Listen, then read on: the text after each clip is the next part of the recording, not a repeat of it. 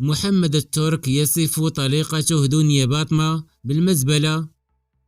أثار محمد الترك من جديد غضب محبين الفنانة دنيا باطمة بعدما قصفها بكلام سيء، بعد ما كان يصفها بملكتي ووردة بستاني وأميرتي، وأصبح الآن يلقبها بأبشع الصفات بعد ما قال لها أنت واطية وأكبر غلطة في حياتي.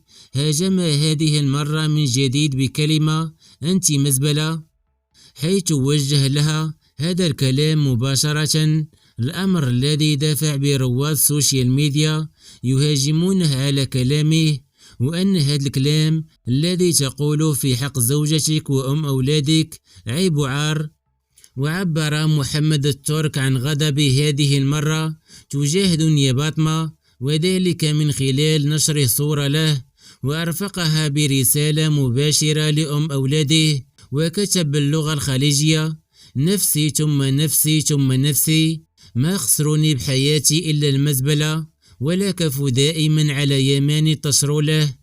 وتم تداول ما قاله محمد الترك على أشهر الصفحات التي تنشر آخر أخبار الفن والمشاهير.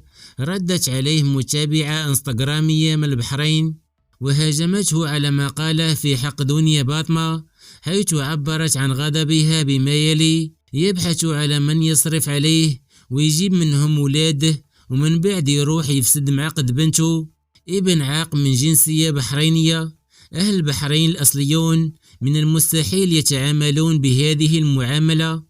متابعة مغربية قالت: كو كان راجل كون عرف أش قال الله في القرآن الكريم: ولا تنسوا الفضل بينكم،